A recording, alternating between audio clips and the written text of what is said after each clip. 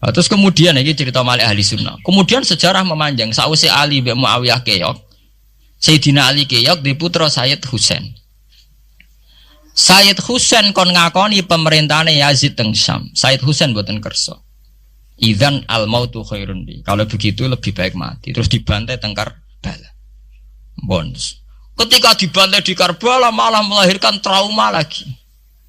Wong Islam sing model tipikal Sunni tetap melok Yazid. Tipikal Sunni bukan Sunni, tipikal Sunni. Artinya melok Yazid wes ora usah dituntut dendam, malah ra ono bare. Akhirnya gak dendam.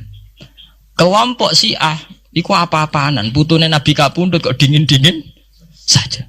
Kudu ono revolusi, akhirnya revolusi. Sing lahirna kelompok Syiah kanthi sak mangke.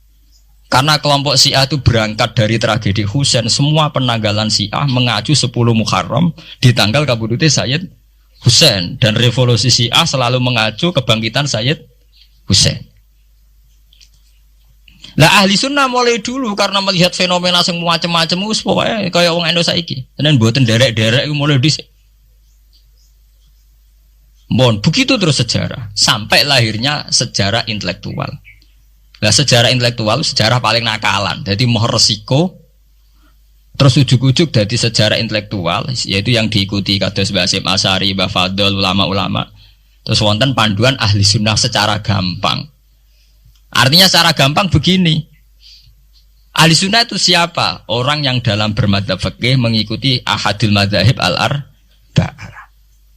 Orang yang dalam ilmu kalam mengikuti Abu Musa al-Asy'ari atau Abul Hasan al-Maturidi. Orang yang dalam tasawuf mengikuti Imam Junaid, Abul Qasim al-Junaidi atau Syekh Abdul Qadir al-Jilani. Ya begitu. Tapi kan mereka-mereka yang jadi panutan kita kan orang yang baru datang kemarin. Masa sahabat disobarani ahli sunnah? Tabi'in, masa tabi'in pengikut Abu Musa al-Asy'ari? Dhisik endi tabi'in Abu Musa al-Asy'ari? Masa Sayyidina Umar pengikut Imam Syafi'i? Wong dhisik Sayyidina Umar. Nah itu jenenge pembakuan sejarah secara intelektual. Artinya karena mendefinisikan ahli sunnah itu kangelan. Sebabnya ahli sunnah itu wong sing ciri utamane iku Syafi'i atau Maliki atau Hanafi. Dalam akidah anut Asy'ari atau Matu, ya hanya begitu saja. Ya sesuai secara kultural kalau di Indonesia ditarif ahli sunnah itu sapa? Ya NU ya Muhammadiyah. Karena Wahabi itu klaim ahli sunnah, sama jangan salah paham. Wahabi sendiri itu menurut konvensi internasional itu masih ahli sunnah. Yeah. Dalam seminar-seminar OKI sedunia Wahabi itu masih kategori ahli sunnah. Muhammadiyah termasuk masih kategori ahli sunnah. Tapi kemudian ahli sunnah direduksi lagi. Ahli sunnah iso apa? Sing sarungan ketunan kunak-kunak ya napa? Ahli sunnah. Repot kan? Akhirnya secara global digawe takrif ahli sunnah iku sapa? Sing ora jelas sikape. Lah nek Syiah sing wani Amerika, takrif itu berkembang terus. Kok kebetulan Syiah diwakili oleh Iran, mulai dhisik ciri utamane Iran wani Amerika. Enggak dong, Iran nate dipresideni Shah Iran. Shah Iran itu Pahlavi bonekane Amerika. Terus digoleng no mbek monarkine Khomeini mbek Ali Syariah. Semenjak itu Iran identik mbek wani Amerika, dimulai zaman era revolusi sinten Khomeini. Bakda niku Rafsanjani dia masih wani Amerika. Terus samangke Ahmad Binejad mulai riyen Iran kok diciri khas sebuah negara sing wani napa? Amerika. Wani tenan bores pokoke dadi sejarah. Dene wis duwe sejarah ciri khasnya wani napa? Amerika. Nah sesuai dadi takrif. Pemerintahan Sunni piye? Sing balane Amerika, lha Arab Saudi balane Amerika. Lah sing Syiah sing wani. Lah sesuai tarife itu ben misalnya Amerika runtuh sing kuat Cina. Lah itulah kehidupan intelektual. Kehidupan intelektual itu akan selalu berkembang. Dan kita sebagai ulama, sebagai orang yang ngerti Quran harus membaca itu terus fenomena itu. Fenomena pergeseran-pergeseran itu. Lah sampean nak menangi lho jenenge kiai ra ketunan koyo muruah. Ya menangi ketika ra ketunan dimulai tradisi PBNU sing tukang kiai desa mesti anak buahe PBNU. Lah genge sing Jakarta ora tau ketunan, kewapok. Lah takano Mbah Sakur, jenenge riyen kiai jejer wong wedok UF. Suwe-suwe wala-wali zaman ketuane kiai rak PBNU. PBNU ini jejer-jejer Megawati. Sering metuki samu wedok do salah, nyoro sing kiai desa. Dikritik ke atasan, Ora dikritik keyakinane dekne ora pas kiai kok jajar wong wedok ora lara. Ya itu zaman mesti begitu. Kiai desa ngrasa nak lunga ora kedunan ketuane kiai ning Jakarta, ora ana sing ketunan. Cara desa kiai jagoan mbek wong wedok iku ketuane kiai sing ning Jakarta. Ya ora trimo jagongan, koalisi. Yaitu kehidupan intelektual. Kita harus lapang dada berani membaca itu. Itu fakta. Kowe ora usah dadi khawarit karena kecewa terus dadi napa? Khawarit. Kecewa Pak Hasyim Asy'ari, kecewa Gus Dur terus dadi khawarit klunak-klunuk mbak gremang-grem. Ndak bisa. Kita harus gentleman sesuai dawuh Nabi ilzamu jamaahirul muslimin wa man sadda finnar alaikum bil jamaah fa inna yadawi ma'al jamaah wa man sadda finnar. Mulane kula umpama partai nggih milih sing gedhe, ormas nggih milih sing gedhe. Bukan oportunis ya, milih yang itu. Mergo sing cilik-cilik malah bulet ngono ngatur. Paham nggih? Mungkin yang cilik itu bener tapi bulet. Cara bahasa ini derek mainstream saja, yang umum-umum saja. Mulane kula kiai buta lunga ra ketunan nggih ra ketunan. Umume wong piye nggih wae umume wong. Kula niku umume wong sing ringan-ringan saja itu sing umum-umum saja. Gitu tadi ya.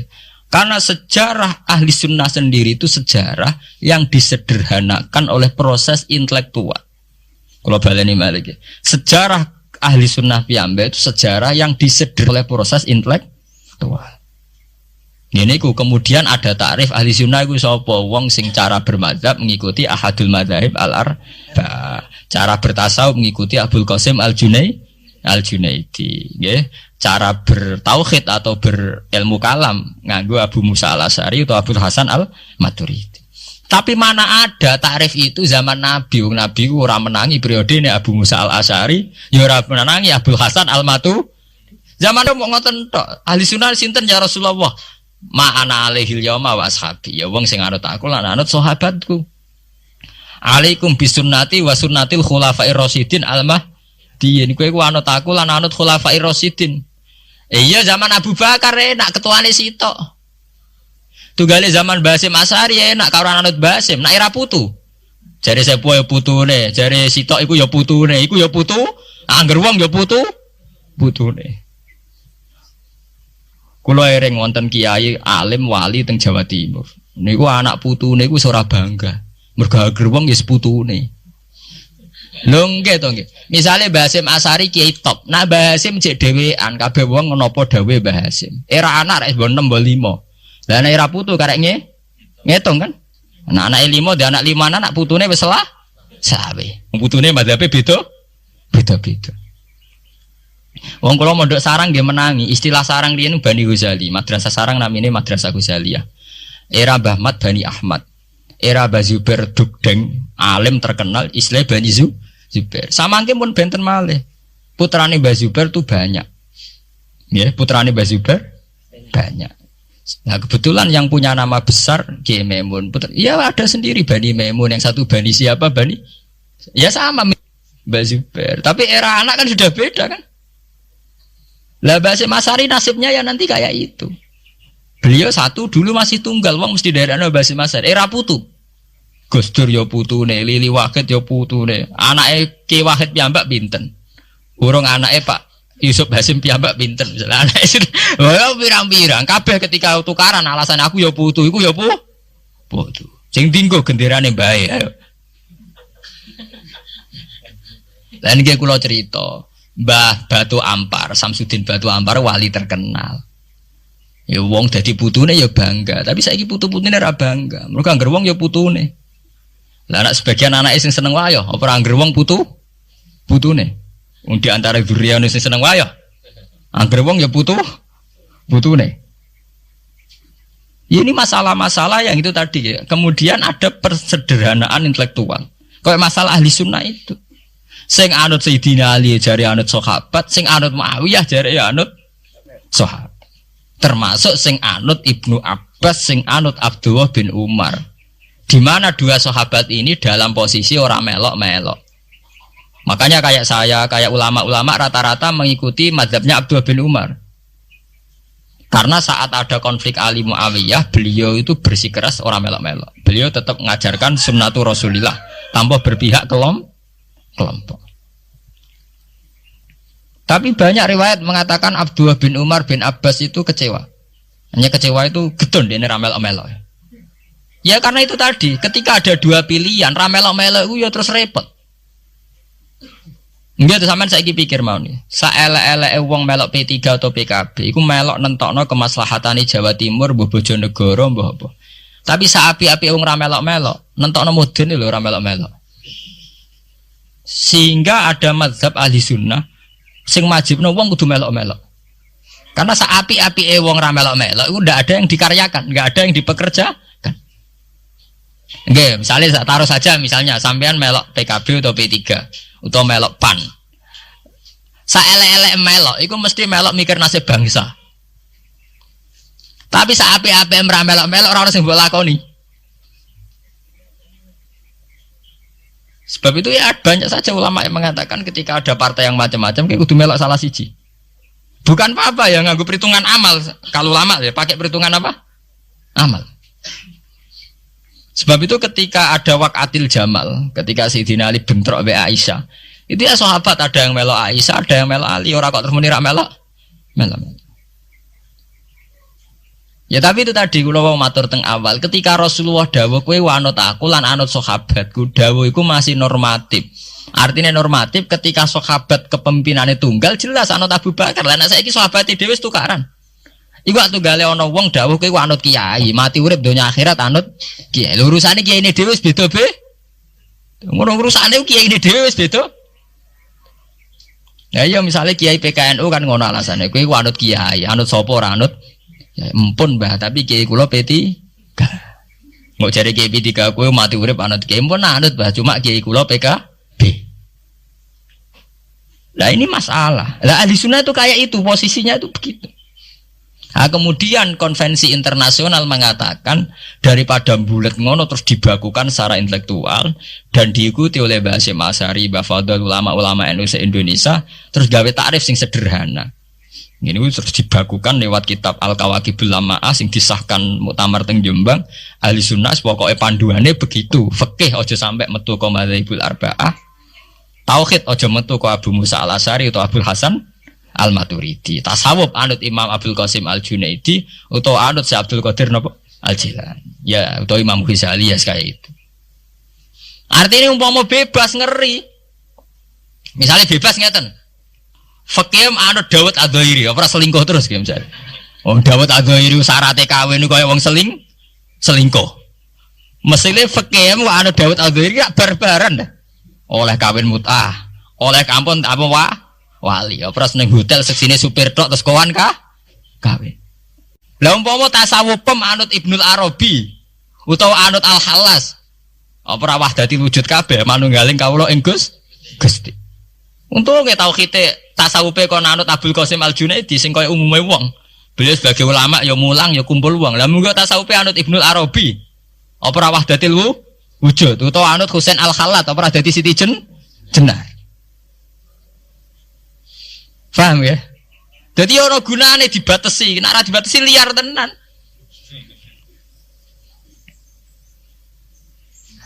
Paham ya? Ini masalahnya bandingannya ekstrim. Misalnya fakih kok kowe anut Dawud Adzairi. Kaya apa? Nak kena ngomong sing mut'ah. Mulane angger ngaji muin Wahab angger nyritakno syarat kawin nganggo wali, khilafan di Dawud Adzairi. Nganggo syahid ya khilafan di Dawud. Mergo cek dendam ulama-ulama beda Adzairi. Syarat kawin kok gampange ngono. Paham ya? Lah santri dendam mek madzhab dhewe mergo syaraté kawine santri kudu nglibatno bapake wali. Lah kadang bocah wis pacaran bapake ra setu. Dadi santri rata-rata nganti-nganti Joko tuwa ya korban madzhab Syafi'i. Mergo bocah wis gelem bapake ora gelem. Lah bapak ning gone fikih Syafi'i dilebokno rukun. Dilebokno napa? Rukun. Angel langkane. Lah ya ahli sunnah itu terus disederhanakan. Kula nggih matur nuwun nggih. Saya pikir kados Mbah Hasyim Asy'ari, kados Mbah Fadl, Kiai Memun, Kiai yang alim riyen Mbah Maksum, Bali Maksum yang bertanggung jawab terhadap proses pesederhanaan ini. Tapi kita harus terima kasih. lewat muktamar di Jombang atau musyawarah besar tidak tahu saya, itu yang jelas di Jombang itu disederhanakan tuh mudah. Ya tadi andai kan tidak disederhanakan begitu, kayak kasus-kasus di kampus itu. Di kampus karena saking hormatnya terhadap nilai intelektual, tasawuf manapun diambil, termasuk tasawufnya Jalaluddin Rumi, tasawufnya Ibnul Arabi, tasawufnya Husain Al-Hal. Sehingga mereka enak saja wae Jumatan untuk nganggo tarian, jenis tarian Rumi, gak usah Jumatan. Kok tarian Rumi ya ibadah, Jumatan gini apa? Ibadah. Kok Jalaluddin Rumi wak gadah tarian apa? Rumi. Dadi nek eling pangeran mbek joget. Lah muga kita tasawuf pemiku lak kiye-kiye joban do mbek joget. Ora lucu. Mergo saiki joget itu kan siarul fasaqah. Wong bayangane joget yo inul utawa Dewi Persik. Lah umpama ahli sunnah anut Jalaluddin Rumi. Sing joget inul tok para kiai itu kan joget. Ora lara kabeh. Sebetulnya Jalaluddin Rumi itu ya orang soleh. Karena logikanya masuk akal. Kalau orang bisa asik dengan musik untuk hal-hal yang mungkar, masa kita kalah asik dengan Tuhan? Kalau orang bisa joget karena alunan musik, masa tidak bisa joget karena alunan nyanyian Tuhan? Wong iso nyanyi, iso joget mergo lagu munajat cinta, ayat-ayat cinta. Masa ora iso joget mergo cinta ning pangeran. Makanya tenggene Jamul Jamek teng kitab-kitab fikih mengatakan kita meyakini kalau Husain Al-Hallaj adalah orang soleh. Kita meyakini kalau Rumi orang soleh. Ibnul Arabi juga orang. Karena mereka berangkatnya itu ya dari keasikan dengan Tuhan. Sampai delok teng Imriti.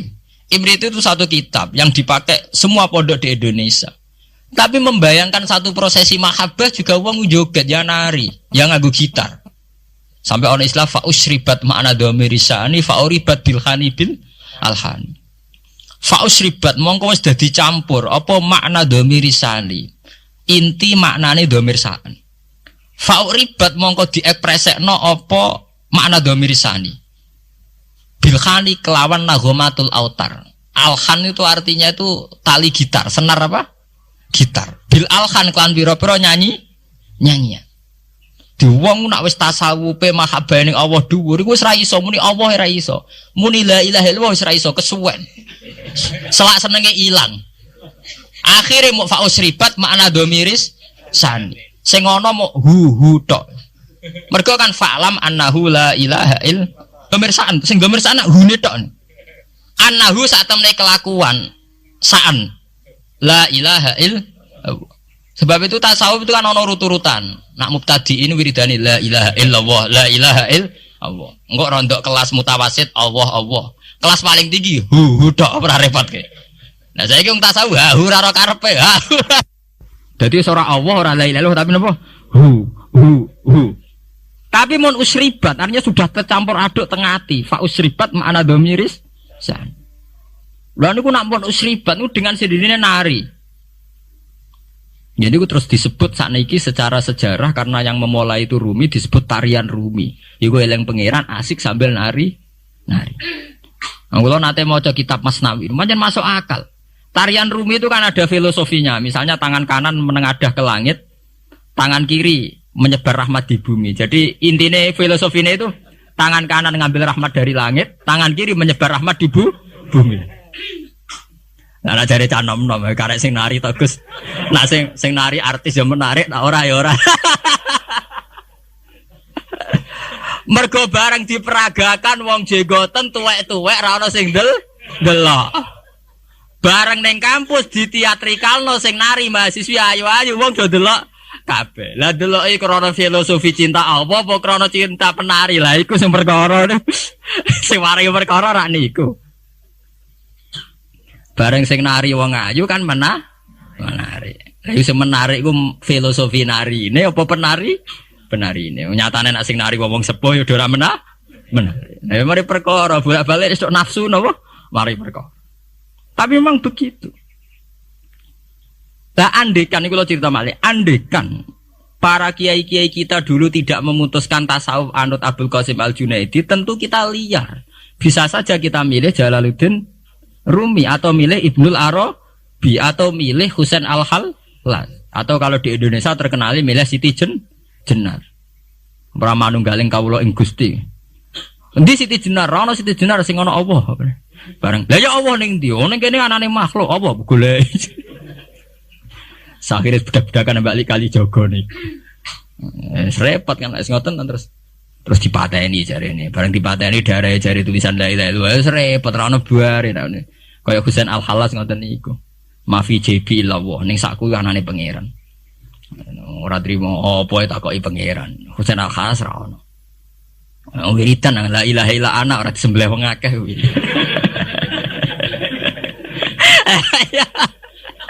Mari perkara lha dekne padha dene. Iya karena cara tasawuf, cara ilmu begitu kan muni illallah itu kan seakan-akan Allah itu bisa kena hijab.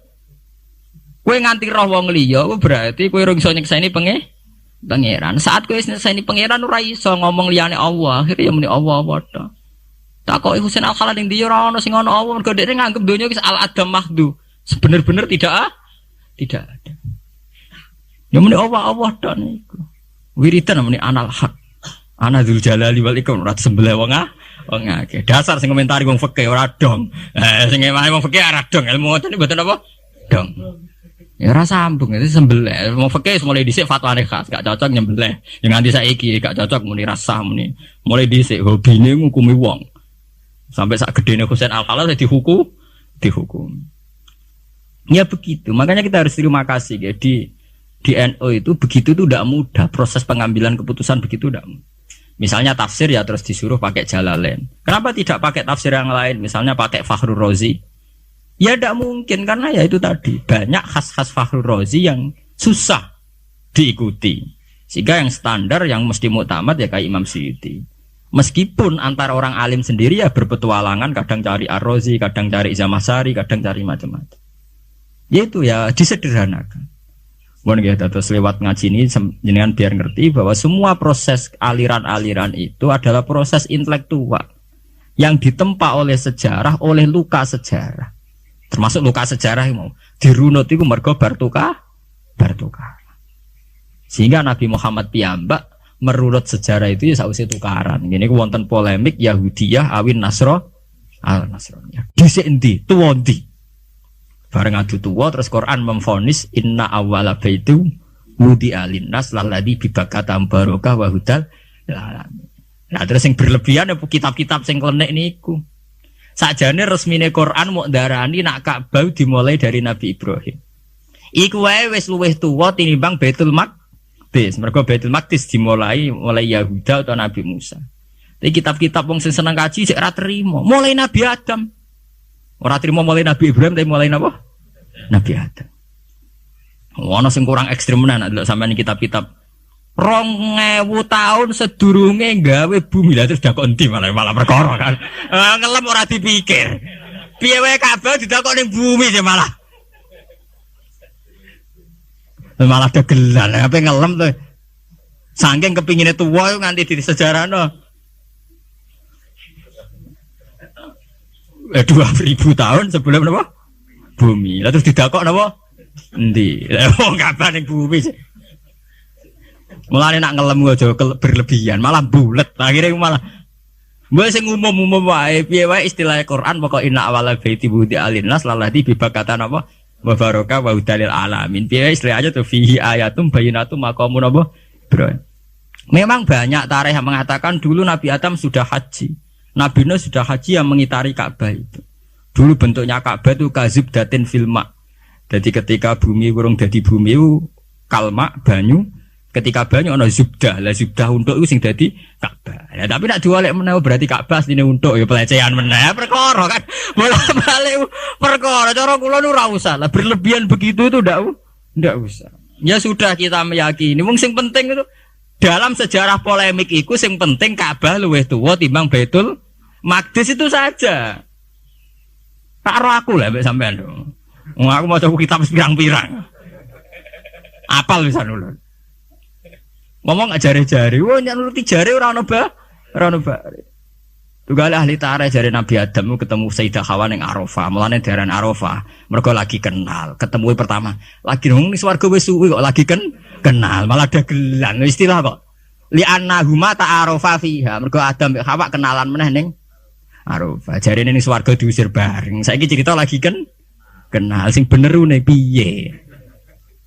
Ana sing darani ora turun pertama ning bumi ini India. Mergo India golek wong ayu dadi bayangane terus napa? Di India. Bareng kena arkeologi sing tukang gali beda-beda sing kawak niku.